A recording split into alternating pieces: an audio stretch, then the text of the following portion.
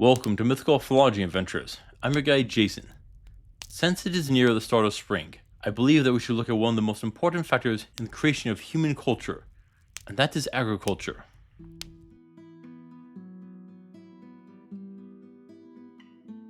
The invention of agriculture is what allowed humans to turn from a simple hunter and gatherer culture and sow the seeds of civilization. That allowed us to progress to new ideas like building houses, pottery, metallurgy, and much more. Yet much about that would change in a fantasy world, both good and bad. Now, there is an issue to begin with, and that is how common and widespread is magic. My usual minimum and maximum magic situations.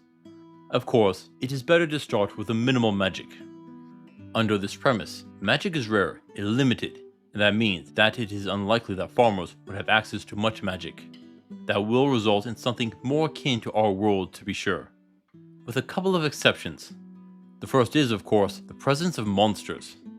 This will increase the difficulty right there. A lone farm out in the forests, past the fortifications of civilization, will be in constant danger. Even if monsters are rare, the threat is inevitable. In our world, farmers have to contend with wolves, bears, and all other kinds of predators. A shepherd is someone who not only guides and keeps the flock together, but may be called to fight off such predators. Sounds like they might need to basically be an adventurer in a dangerous enough world. But I'll touch on that in a bit. And that will run an increased chance of death. Potentially, they may alter how they set out their flocks with a designated sacrificial lamb, so to speak. But this is going to create an issue. Research studies have found that when there is a higher rate of predation, the prey animals tend to grow at a slower rate due to the stress, which will reduce the size of the animals. But it does offer an additional influence. Why did animals get domesticated? Well, the long answer short would be that the animals benefited from working with humans. Yes, humans would protect them and harvest their wool, milk, and meat. But that last one was usually after a longer and less stressful life than in the wilds. And that could actually open up species which would normally not be domesticated. It wouldn't just be beasts of burden like horses and cattle, but also guard animals. Humans domesticated wolves by feeding them and working together on the hunts. What if the same method was applied to slay powerful monsters? That means other predatory animals might be willing to cooperate with humans. It would need to be a pack animal to be sure, so that might exclude things like tigers and bears, unless their behavior changed in a fantasy world, and that is highly likely. Now, due to the increased danger, a single farmer out on the edges of civilization are going to be less likely with more monsters added. So it would promote larger farming villages, where more people are willing to work together on the crops and herds. And when they go to take their crops to market, they will likely need more protection.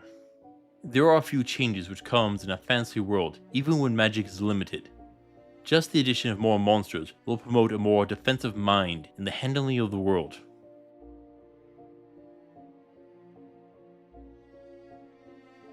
But things will change radically when magic is introduced. And that is what you are here for, right? The first question is, what sort of magic are we dealing with? What would benefit them the most? Well, the main focus of farmers is tending to crops and animals. So spells to grow crops are going to be the go-to. And this is a big one. There are actually two applications which we'll need to address: crop size and growth speed. Both will actually achieve a higher total crop yield. Let's look at just growing bigger crops first, since that is the much simpler one. Bigger crops means you may be able to work with smaller plots of land to get the same crop yield. Yet faster growth has a few implications. If you can use magic to make your crops grow faster, you can reduce the growing time. Yeah, I know that sounds redundant, but how long do crops need? Potatoes generally need about 90 to 120 days to grow.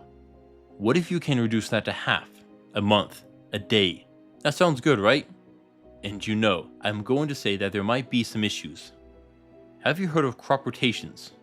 Where you cycle the crops between several to promote nutrients being deposited to support the soil for the next crop. If you spam plant growth, you'll soon leave the soil depleted and it'll be unusable, assuming that there isn't a spell or potion to fix that. But wait, there is a second issue. This comes down to how spells like plant growth work. Do they accelerate time, or do they spur on its natural growth rate? The second means that the plant might not have had time to develop the nutrients inside it before harvesting. This would influence its flavor and worth with eating. They could taste horrible or have no nutritional value, which means that you probably wouldn't use them in cooking. Of course, this could be fixed using an illusion spell to create a false taste. That covers that one. But for nutrients, that might be fixable using enchantment spells or potions for supplements. But that is just adding extra steps, isn't it? And this could also mess up growing ingredients for potions. Would a plant grown using magic have the same potency for a potion? Oh, you could create some scandals amongst the merchant guild. Oh, you sold me fake leaves. My potions were nothing but leaf juice. It destroyed my business. Yeah, I can see that happening. I think this means a few things with farming. You can't just instantly pop up food whenever you want. Farming would still require time, though it can be shortened. Potentially, you will need to slowly feed your magic into the crops to prevent creating issues in the food. The second option for how spells work is time acceleration. This would once more complete all the plant's natural processes, assuming that the soil can support the plant's sudden growth. This is probably the best option for maintaining the plant's integrity. But is food grown by magic even edible? Could there be some sort of magical residue within the food? What does that even mean? Could it be potentially toxic or have unseen side effects? Could you leave a partial spell in the food which might go off when eaten? Ooh, that could make for a clever trick for assassination. Put half of the curse in the vegetables and work the other half into the bread. Then when eaten up, the curse takes effect. Yeah, this could be an issue. Another issue with tending the crops comes from irrigation and dealing with the weather. Droughts and winters. A simple spell to conjure water would go miles for a farmer. That will lessen droughts.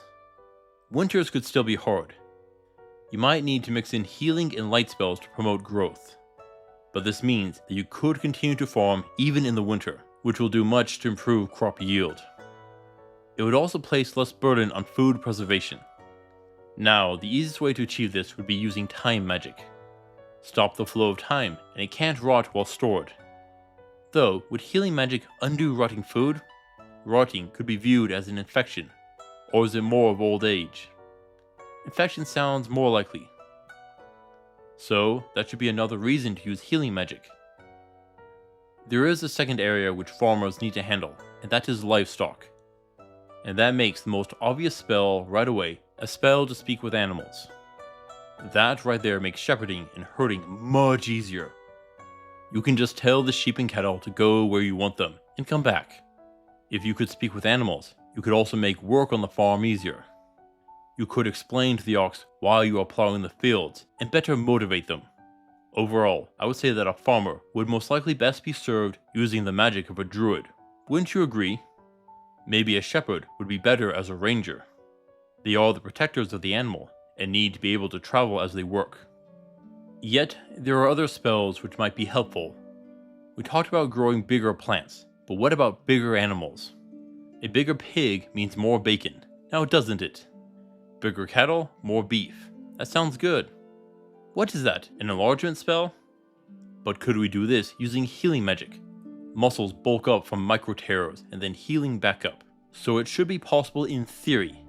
Additionally, I'm sure a muscle growth potion might work as well. Though again, will that make the meat inedible? Potentially, there is an issue.